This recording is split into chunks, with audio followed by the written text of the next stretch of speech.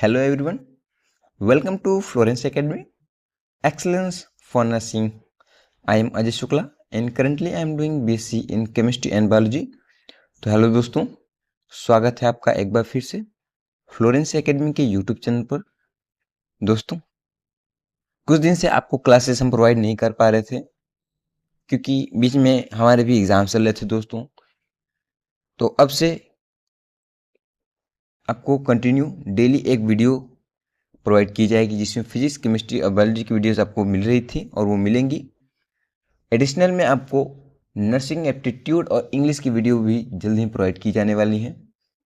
तो हमारे साथ अपने क्वेश्चन की प्रैक्टिस को बेहतर बनाएं और अपने यूपीएससी नेट 2026 की प्रिपरेशन को जारी रखें। चलिए, आज केमिस्ट्री का जो चैप्टर है जिसका नाम है कार्बन एंड इट्स कंपाउंड का पार्ट 1 लेकर आपके लिए हाजिर है। इस पार्ट 1 में हम 25 क्वेश्चंस को दोस्तों कवर करने वाले हैं। चलिए, बिना देर के अपने क्वेश्चंस की प्रैक्टिस को शुरू करते हैं। आज का पहला ही क्वेश्चन है दोस्तों। क्वेश्चन कह रहा है कि कार्बन फॉर्म्स कंपाउंड बाई, यानी कार्बन जो होते हैं अपने यौगिक कैसे बनाते हैं। देखिए होता क्या है, ये जो कार्बन है जिसका एटॉमिक नंबर कितना होता है 6 होता है। अगर हम इसका इलेक्ट्रॉनिक कन्फिग्रेशन करें तो 2 और 4 में हो जाता है। ठीक है, यानी अपना ऑक्टेट कंप्लीट करने के लिए इसको 8 करने के लिए या तो +4 करेगा, ठीक है, या फिर ये -4 करेगा। ठीक है, लेकिन आपको ये बता दें कि ये दोनों ही नहीं करता। ठीक है, अगर ये दोनों करता, ठीक है, या तो ये 4 निकाल देता या फिर 4 इलेक्ट्रॉन क्या करता ले लेता, तब तो ये आयनिक हो जाता। ठीक, लेकिन ये आयनिक बॉन्ड नहीं बनाता है। ठीक है, होता क्या है कि जो कार्बन होते हैं, कार्बन के जो एटम होते हैं वो ऐसे 4 अलग अलग एटम से जुड़ते हैं या फिर किसी भी ऐसे एटम से जुड़ जाएं जिनको उनके इलेक्ट्रॉन निकालने ना पड़े और वो भी अपने ऑक्टेट के रूल को कंप्लीट कर ले जाएं। जैसे अगर हमारे पास 4 हाइड्रोजन हो जाएं, ऐसे करके 4 हाइड्रोजन हो जाएं दोस्तों, ठीक है, तो कार्बन का एक अपना इलेक्ट्रॉन, ठीक है, और हाइड्रोजन्स के अपने एक इलेक्ट्रॉन, ये जब दोनों मिलेंगे तो अगर ये कार्बन इनके इलेक्ट्रॉन अपने बताए तो इसके पास अपने 8 इलेक्ट्रॉन्स कंप्लीट हो जाते हैं और हाइड्रोजन भी अपने 2-2 इलेक्ट्रॉन कंप्लीट करके स्टेबल हो जाता है। ठीक है, तो इस प्रकार जो बॉन्ड बनता है दोस्तों, इस बॉन्ड को हम क्या कहते हैं, तो इसे हम कहते हैं कोवेलेंट बॉन्ड। ठीक है, यानी सहसंयोजक बंध कहते हैं हिंदी में।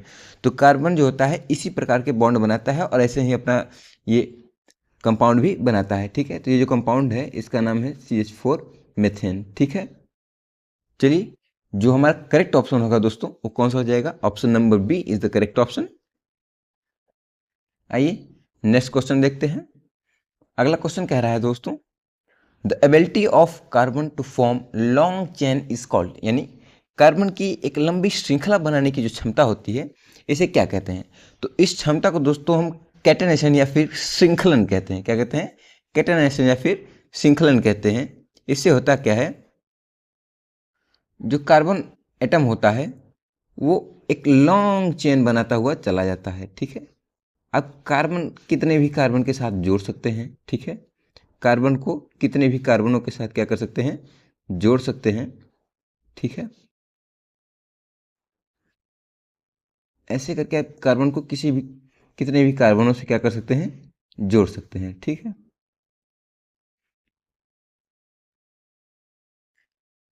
तो होता क्या है दोस्तों,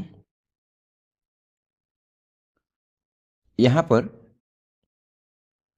इस प्रकार से कुछ हो जाएगा, कार्बन जो होते हैं वो जुड़ सकते हैं किसी भी एटम से। ठीक है, तो होता क्या है, जो कार्बन की जो लंबी श्रृंखला बनाने की गुण है, ठीक है, ये से फॉर्म जो है, ये लॉन्ग चेन बनाने का जो फॉर्म है, ठीक है, इसको हम कैटेनेशन कहते हैं या फिर श्रृंखलन कहते हैं। ठीक है, चलिए नेक्स्ट क्वेश्चन देखते हैं।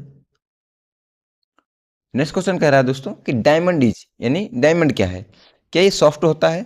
तो आपको पता है कि डायमंड सॉफ्ट नहीं होता है दोस्तों। ठीक है, दूसरा कह रहा है कि हार्ड होता है, नेचुरली अकरिंग सब्सटेंस होता है, क्या ये प्रकृति से प्राप्त किया जाता है। तो हाँ, आप इसे बना नहीं सकते, ये नेचुरली हमें प्राप्त होता है और ये सॉफ्ट तो नहीं होता है। ठीक है, और इसमें इलेक्ट्रिसिटी का कंडक्शन भी नहीं होता है और ये ट्रांसपेरेंट भी नहीं होता है। ठीक है, तो option number B hard naturally occurring substance, यानी प्रकृति से पाया जाने वाला एक कठोर पदार्थ होता है। ठीक है, ऑप्शन नंबर बी हमारा करेक्ट ऑप्शन होगा। आइए नेक्स्ट क्वेश्चन देखते हैं। अगला क्वेश्चन कह रहा है दोस्तों कि ग्रेफाइट इज, यानी अब ग्रेफाइट क्या होता है, तो क्या सॉफ्ट या स्लिपरी होता है, मतलब फिसलनदार होता है, ठीक है, या फिर गुड कंडक्टर ऑफ इलेक्ट्रिसिटी, या फिर ये दोनों होते हैं, या फिर ये हार्ड होता है। आपको पता है कि ग्रेफाइट जो है ये एक ऐसा नॉन मेटल है, क्या है, नॉन मेटल है, जो इलेक्ट्रिसिटी का कंडक्शन करता है, यानी इसमें विद्युत धारा का, इलेक्ट्रिसिटी का फ्लो होता है। ठीक है, ये एकमात्र ऐसा नॉन मेटल है। ठीक है, और ये सॉफ्ट भी होता है और स्लिपरी भी होता है। इसका यूज आपकी पेंसिल में किया जाता है। कहाँ किया जाता है, तो पेंसिल में किया जाता है। ठीक है, आप जो पेंसिल लिखते हैं दोस्तों, उसके बीच में जो काला सब्सटेंस होता है वो ग्रेफाइट ही होता है। ठीक है, तो आप अपने घर पर कभी भी पेंसिल को अपने किसी भी प्लग या सॉकेट के अंदर नहीं डालेंगे, क्योंकि उसके अंदर जो ग्रेफाइट है वो इलेक्ट्रिसिटी का कंडक्शन करता है। ठीक है, तो चलिए जो हमारा करेक्ट ऑप्शन हो जाएगा, क्या हो जाएगा, option number C, both A and B हमारा करेक्ट ऑप्शन होगा। आइए नेक्स्ट क्वेश्चन देखते हैं। अगला क्वेश्चन कह रहा है दोस्तों कि कार्बन कंपाउंड्स आर जनरली, यानी कार्बन के जो यौगिक होते हैं सामान्यतः क्या होते हैं। ठीक है, तो देखिए क्वेश्चन नंबर फर्स्ट में भी मैंने आपको बताया कार्बन के जो यौगिक होते हैं वो कोवेलेंट बॉन्ड से बनते हैं। किससे बनते हैं, तो ये कोवेलेंट बॉन्ड से बनते हैं। ऑप्शन नंबर ए हमारा करेक्ट ऑप्शन होगा। अदर ऑप्शंस क्यों नहीं हो सकते हैं दोस्तों, क्योंकि जो कार्बन होता है, ठीक है, ये 6 नंबर का एटम है। इसका इलेक्ट्रॉनिक कॉन्फ़िगरेशन हम जब करते हैं तो 2 और 4 में ये बढ़ जाता है, यानी इसके लास्ट सेल में आपको 8 इलेक्ट्रॉन्स करने के लिए क्या करना होगा, या तो प्लस का 4 करें, ठीक है, या फिर माइनस का 4 करें, और ये दोनों ही कंडीशन नहीं दिखाता है। ठीक है, इस वजह से ये आयनिक बॉन्ड नहीं होगा। ठीक है, और कार्बन जब ये एक नॉन मेटल है तो ये मेटालिक बॉन्ड तो दिखाएगा नहीं। ठीक है, और इनमें से कोई नहीं, ऐसा हो ही नहीं सकता। ठीक है, तो जो कार्बन होता है ये केवल और केवल कोवेलेंट बॉन्ड, यानी सह संयोजक बंध दिखाता है। ठीक है, आइए नेक्स्ट क्वेश्चन देखते हैं। अगला क्वेश्चन कह रहा है दोस्तों कि हाइड्रोकार्बन्स कंटेन, यानी हाइड्रोकार्बन में क्या होता है, तो क्या इसमें केवल कार्बन होता है, केवल हाइड्रोजन होता है, या फिर कार्बन और हाइड्रोजन दोनों होते हैं, या फिर ऑक्सीजन होते हैं। देखिए हाइड्रोकार्बन क्या होते हैं, हाइड्रोकार्बन वे सब्सटेंस या फिर वो कंपाउंड्स होते हैं जिनमें कार्बन और हाइड्रोजन दोनों होते हैं, जैसे मेथेन, ठीक है, और ये बेंजीन। ठीक है, ये सारे क्या हैं, तो ये हाइड्रोकार्बन्स होते हैं। ठीक है, यानी ऐसे सब्सटेंस, ऐसे पदार्थ या फिर ऐसे कंपाउंड्स, ठीक है, जिनमें हाइड्रोजन और कार्बन दोनों मिलते हैं, इसे कहते हैं हम हाइड्रोकार्बन्स। ठीक है, तो option number C, carbon and hydrogen हमारा करेक्ट ऑप्शन हो जाएगा।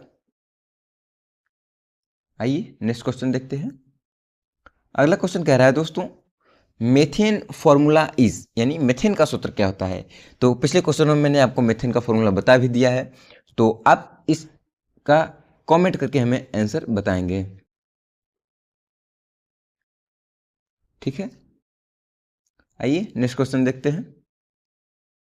नेक्स्ट क्वेश्चन कह रहा है कि एथेनॉल इज, यानी एथेनॉल क्या होता है। ठीक है, तो देखिए एथेनॉल क्या है, एथेनॉल एक टाइप का एल्कोहल होता है। क्या होता है, एक टाइप का एल्कोहल होता है। ठीक है, ऑप्शन नंबर ए हमारा करेक्ट ऑप्शन होगा।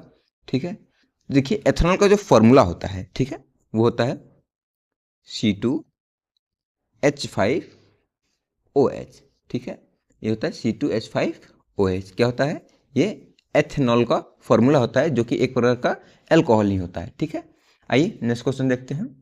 अगला क्वेश्चन कह रहा है दोस्तों कि functional group of alcohol is, यानी एल्कोहल का जो क्रियात्मक समूह होता है वो क्या होता है। तो ठीक है, तो आपने जैसे आप किसी भी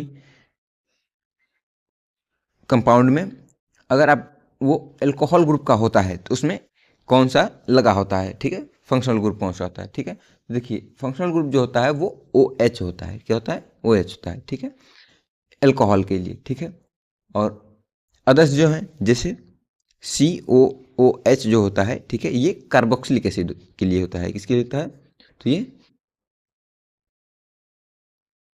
कार्बोक्सिलिक एसिड के लिए होता है, ठीक है। और CHO जो होता है ये एल्डिहाइड के लिए होता है,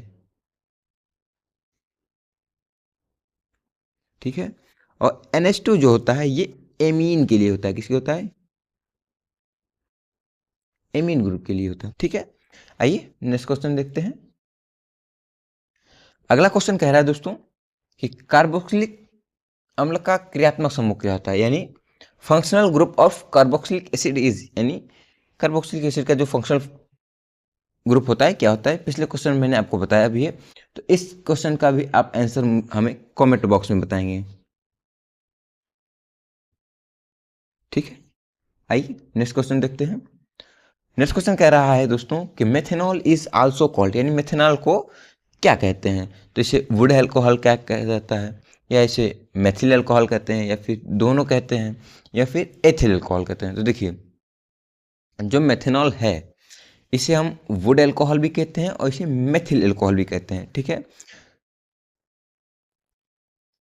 और जो मेथेनॉल का जो फॉर्मूला है दोस्तों वो क्या होता है, तो ये होता है CH3OH, ठीक है।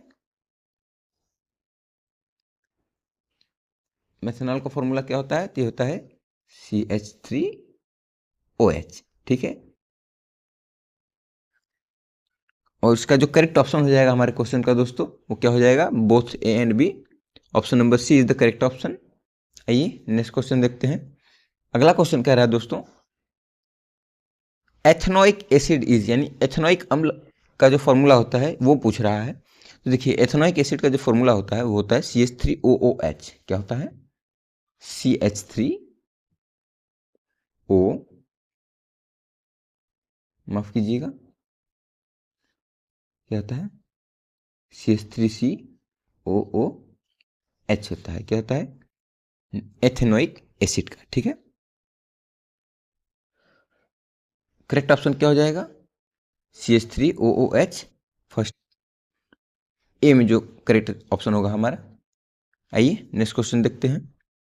नेक्स्ट क्वेश्चन कह रहा है कि सोप इज, साबुन है, क्या ये साल्ट ऑफ फैटी एसिड होता है, क्या ये एस्टर होता है, क्या ये फिर एल्कोहल होता है, या फिर कीटोन होता है। देखिए साबुन क्या है, तो ये फैटी एसिड के सॉल्ट्स होते हैं, ठीक है। क्या होते हैं, ये फैटी एसिड के सॉल्ट्स होते हैं, ठीक है। तो ऑप्शन नंबर ए हमारा करेक्ट ऑप्शन होगा। आइए नेक्स्ट क्वेश्चन देखते हैं। अगला क्वेश्चन कह रहा है सोप्स आर, यानी साबुन, आगे साबुन के बारे में पूछा है, क्या ये सोडियम और potassium salt of fatty acids होते हैं, या कैल्शियम साल्ट्स होते हैं, मैग्नीशियम साल्ट्स होते हैं, या फिर इनमें से कोई नहीं। तो देखिए आपको पिछले क्वेश्चन में पता चल गया और इस क्वेश्चन का भी आंसर आपको पता ही होगा दोस्तों, क्या होते हैं, सोडियम और पोटेशियम के साल्ट्स जो कि फैटी एसिड से बने होते हैं, ठीक है। तो जो करेक्ट ऑप्शन होगा क्या हो जाएगा, ऑप्शन नंबर ए हमारा करेक्ट ऑप्शन होगा। आइए नेक्स्ट क्वेश्चन देखते हैं। Next question is which is saturated hydrocarbon, यानी कौन सा संतृप्त हाइड्रोकार्बन है, ठीक है। क्या ये मेथेन है, एथेन है, या फिर एथीन है, या फिर ये बेंजीन है। तो देखिए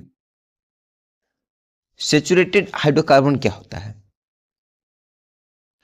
ऐसे हाइड्रोकार्बन्स, ठीक है, ऐसे हाइड्रोकार्बन, हाइड्रोकार्बन क्या है, जिनमें हाइड्रोजन और कार्बन से मिला हुआ कंपाउंड होता है, इसे हाइड्रोकार्बन कहते हैं। तो ऐसे हाइड्रोकार्बन्स जो कि केवल और केवल कैसे बने होते हैं, सिंगल बॉन्ड से बने होते हैं। किससे बने होते हैं, सिंगल बॉन्ड से। जैसे CH4 जो होता है हमारा ये सिंगल बॉन्ड से बना है, ठीक है। अगर ये सिंगल बॉन्ड से बना है, ठीक है, ये क्या बना है, सिंगल बॉन्ड से बना है, तो इसे हम सेचुरेटेड हाइड्रोकार्बन कहते हैं, ठीक है। लेकिन अगर यहीं पे कार्बन डबल बॉन्ड बनाए या फिर कार्बन कार्बन के बीच में ट्रिपल बॉन्ड हो जाए, ठीक है, तो इसे अनसेचुरेटेड हाइड्रोकार्बन कहते हैं, ठीक है।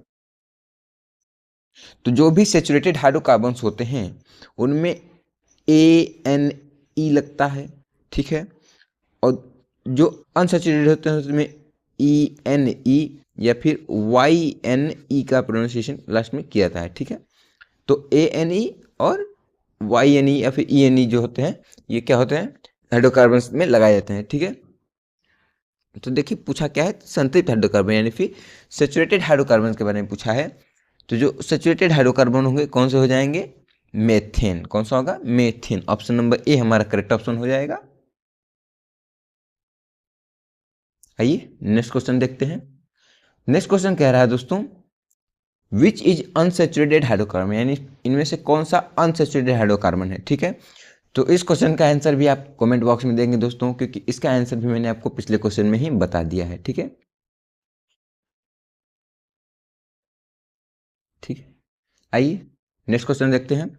अगला क्वेश्चन कह रहा है कि आइसोमर्स हैव, यानी आइसोमर में होता है same molecular formula different structure होते हैं, ठीक है, या फिर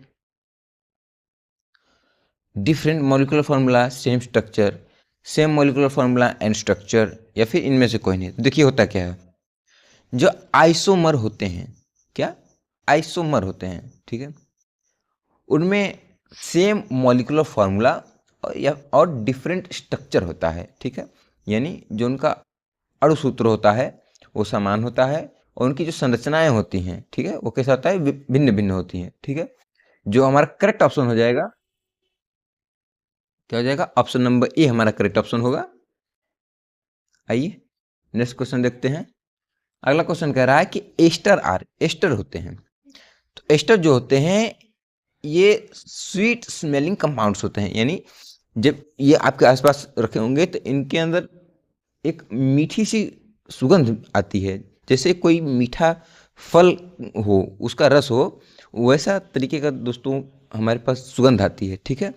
तो और इसका जो एस्टर जो होता है, इसका अक्सर हम प्रयोग इत्र बनाने में या फिर एब्सेंट वगैरह जिसको कहते हैं, ठीक है, इन सबों को बनाने के लिए एस्टर जैसी चीज़ों का यूज किया जाता है, ठीक है।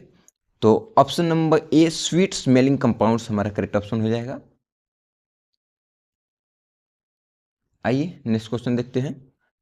नेक्स्ट क्वेश्चन कह रहा है दोस्तों कि पॉलीमराइजेशन ऑफ एथीन प्रोड्यूस, यानी एथीन का जो पॉलीमराइजेशन होता है उससे क्या बनता है, ठीक है। देखिए एथीन के पॉलीमराइजेशन से दोस्तों पॉलीथीन बनता है, क्या बनता है, तो एथीन के पॉलीमराइजेशन से यानी बहुलीकरण से पॉलीथीन बनता है, ठीक है, जो किसका उदाहरण है, ये एक प्रकार का योगामिक बहुलता का उदाहरण है, ठीक है, यानी छोटे छोटे एथीन एसो से मिलकर क्या बनता है, एक लंबी श्रृंखला बनाते हैं, ठीक है, तो इससे क्या बनता है, ये पॉलीएथीन बनता है, यानी पॉलीथीन, ठीक है। तो ऑप्शन नंबर ए हमारा करेक्ट ऑप्शन होगा। आइए नेक्स्ट क्वेश्चन देखते हैं। नेक्स्ट क्वेश्चन कह रहा है दोस्तों कि alcohol reacts with sodium to produce, यानी अल्कोहल सोडियम के साथ प्रतिक्रिया करता है। देखिए जो अल्कोहल होते हैं वो जो सोडियम के साथ प्रतिक्रिया करते हैं तो क्या बनता है, तो अल्कोहल, चलिए ये रिएक्शन करा के देखते हैं दोस्तों। अगर हमारे पास अल्कोहल हो यानी C2H5OH हो, ठीक है, अगर कि इसकी हम प्रक्रिया कैसे करा दें, सोडियम से करा दें, ठीक है, मान लीजिए ये दो दो मोल हमने लिए थे, ठीक है, और इसकी रिएक्शन जब हम कैसे कराएंगे, सोडियम से कराएंगे, तो क्या होगा कि C2H5 और ONA जो होंगे वो क्या हो जाएंगे, अलग हो जाएंगे, ठीक है, और प्लस में क्या मिलेगा, H2 गैस जो होगी वो रिलीज हो जाएगी, क्या हो जाएगी, रिलीज हो जाएगी, ठीक। तो ये हमारे पास बनेगा, ठीक है। तो कह रहा है कि जब प्रक्रिया करेंगे तो इसमें से क्या बनेगा, तो ये बनेगा दोस्तों, ये तो ऑप्शन में है नहीं, तो अगला ऑप्शन में क्या है, H2 गैस, ठीक है, जो क्या होगी, रिलीज हो जाएगी। तो ऑप्शन नंबर ए H2 गैस हमारा करेक्ट ऑप्शन हो जाएगा। आइए नेक्स्ट क्वेश्चन देखते हैं। नेक्स्ट क्वेश्चन कह रहे हैं दोस्तों कि कार्बन बनाता है, क्या ये 4 कोवेलेंट बॉन्ड्स बनाता है, 2 कोवेलेंट बॉन्ड बनाता है, या फिर 3 कोवेलेंट बॉन्ड, या फिर 1 कोवेलेंट बॉन्ड। देखिए जो कार्बन है वो कितने कोवेलेंट बॉन्ड बना सकता है, तो ये 4 कोवेलेंट बॉन्ड बना सकता है। कितना बना सकता है, 4 कोवेलेंट बॉन्ड, ठीक है, या फिर 3 कोवेलेंट बॉन्ड, या फिर 1 कोवेलेंट बॉन्ड। देखिए यहाँ क्वेश्चन क्या कह रहा है, ये नहीं कह रहा है कि वो कितने बॉन्ड बना रहा है, यानी 1 2 3 4, आप ऐसे नहीं गिनेंगे दोस्तों, ये गलत फॉर्मूला हो जाएगा। यहाँ कह रहा है कि एक सिंगल कार्बन एक दूसरे कार्बन के साथ कितने बॉन्ड बना सकता है जो कोवेलेंट बॉन्ड हो। तो आपको पता है एक कार्बन दूसरे कार्बन के साथ केवल और केवल 1 2 3 बॉन्ड ही बना सकता है, ठीक है, 4 बॉन्ड नहीं होते हैं, ठीक है। और ये जो कार्बन है किसी अब दूसरे कार्बन के साथ बॉन्ड बनाएगा, ठीक है, ऐसे होता है। तो जो या फिर किसी दूसरे एटम के साथ क्या कर सकता है, ये बॉन्ड बना सकता है। तो कार्बन और कार्बन के बीच में जो मैक्सिमम कोवेलेंट बॉन्ड होता है कितना होता है, 3 होता है, ठीक है। तो ऑप्शन नंबर सी हमारा करेक्ट ऑप्शन हो जाएगा, 3 कोवेलेंट बॉन्ड्स, ठीक है। आइए नेक्स्ट क्वेश्चन देखते हैं। नेक्स्ट क्वेश्चन कह रहा है दोस्तों, क्वेश्चन नंबर 22 कि ग्रेफाइट इज यूज इन, यानी ग्रेफाइट का उपयोग होता है, ठीक है। देखिए जो ग्रेफाइट है इसका उपयोग क्या लुब्रिकेंट्स में होता है, पेंसिल्स में होता है, इलेक्ट्रोड्स में होता है, या फिर सभी में होता है। तो देखिए पेंसिल बनाने के लिए भी किया जाता है इसका उपयोग, आपको बताया पहले ही कि पेंसिल बनाने में भी इसका उपयोग किया जाता है। इलेक्ट्रोड्स के रूप में भी किया जाता है क्योंकि इसके अंदर इलेक्ट्रिसिटी का फ्लो होता है। और ये लुब्रिकेंट यानी स्नेहक के रूप में भी यूज होता ही है, यानी ऑप्शन नंबर डी ऑल हमारा करेक्ट ऑप्शन हो जाएगा। आइए नेक्स्ट क्वेश्चन देखते हैं। अगला क्वेश्चन कह रहा है दोस्तों कि diamond does not conduct electricity because, हीरा जो है बिजली का प्रवाह क्यों नहीं करता। क्या इसमें फ्री इलेक्ट्रॉन्स नहीं होते हैं, ये हार्ड होता है इसलिए, या फिर ये ट्रांसपेरेंट होता है, या फिर कार्बन एटम अरेंजमेंट की वजह से। देखिए जो हीरा है यानी डायमंड है इसके अंदर फ्री इलेक्ट्रॉन्स नहीं होते, क्यों, क्योंकि ये एक प्रकार का नॉन मेटल है और नॉन मेटल में फ्री इलेक्ट्रॉन्स जनरली नहीं होते हैं ग्रेफाइट को छोड़ करके, ठीक है। तो नॉन मेटल्स में इलेक्ट्रिसिटी का फ्लो नहीं होता है, ठीक है, एक्सेप्ट ग्रेफाइट, ठीक है। तो option number A no free electrons is a correct option, ठीक है। नेक्स्ट क्वेश्चन देखते हैं। अगला क्वेश्चन कह रहा है दोस्तों कि functional group of aldehyde is, यानी एल्डिहाइड का जो फंक्शनल ग्रुप होता है वो क्या होता है। तो इसका भी आंसर जो है वो हमने आपको पिछले क्वेश्चनों में बता के रखा है, ठीक है। तो इसका भी आंसर आप हमें कमेंट बॉक्स में बताएंगे दोस्तों, ठीक है। आइए नेक्स्ट क्वेश्चन देखते हैं। अगला क्वेश्चन कह रहा है कि functional group of ketone is, यानी कीटोन का जो फंक्शनल ग्रुप होता है वो क्या होता है। तो देखिए जो कीटोन होता है उसका फंक्शनल ग्रुप होता है CO, क्या होता है CO, ठीक है। CO जो होता है वो फंक्शनल ग्रुप होता है किसका, कीटोन का, ठीक है। तो ऑप्शन नंबर ए में दिया हुआ है, ऑप्शन नंबर ए हमारा करेक्ट ऑप्शन हो जाएगा, ठीक है। तो आज के क्वेश्चन यहीं पे खत्म होते हैं दोस्तों। अगर आपको चैप्टर वाइज दोस्तों थ्योरी भी कवर करनी है, ठीक है, तो एक और चैनल यूट्यूब पर आपके लिए है, ठीक है, जिसका नाम है, मैं आपको नाम लिख देता हूं, ठीक है, अजय स्टडी जोन, ठीक है। ये चैनल दोस्तों बिल्कुल नया है, आपके लिए है, ठीक है। इसमें अभी लगभग 30 सब्सक्राइबर्स हैं, ठीक है।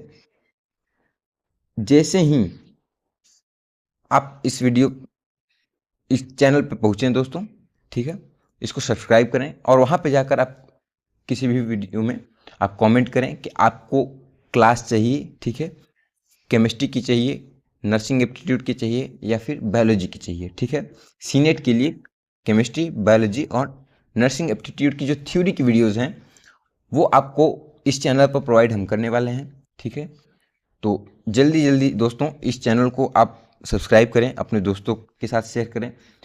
आप जितनी जल्दी इस चैनल को ग्रो कराएंगे हमें उस चैनल पर भी वीडियोस जल्दी जल्दी लाने में आसानी होगी, ठीक है। तो बिल्कुल आपके लिए ही दोस्तों बैठे हैं वीडियोस बनाने के लिए। आप जल्दी से जल्दी इन वीडियोस को शेयर करें और अपने दोस्तों तक तो जरूर पहुँचाएँ। और वीडियो आपको अगर अच्छी लगी हो, जानकारियाँ इन्फॉर्मेशनल आपको अच्छी लगी हो, पढ़ाने का तरीका आपको अच्छा लगे तो सपोर्ट जरूर करें दोस्तों। आज के लिए इतना है, हम फिर मिलेंगे आपसे एक और वीडियो में जिसमें हम नेक्स्ट पार्ट को कवर करेंगे। और अब आपको डेली वीडियोस मिलने वाली हैं दोस्तों, ठीक है। तो अपनी पढ़ाई को जिंदाबाद ज़बरदस्त तरीके से जारी रखें। तो आज के लिए इतना ही, बहुत बहुत धन्यवाद। जय हिंद, जय भारत।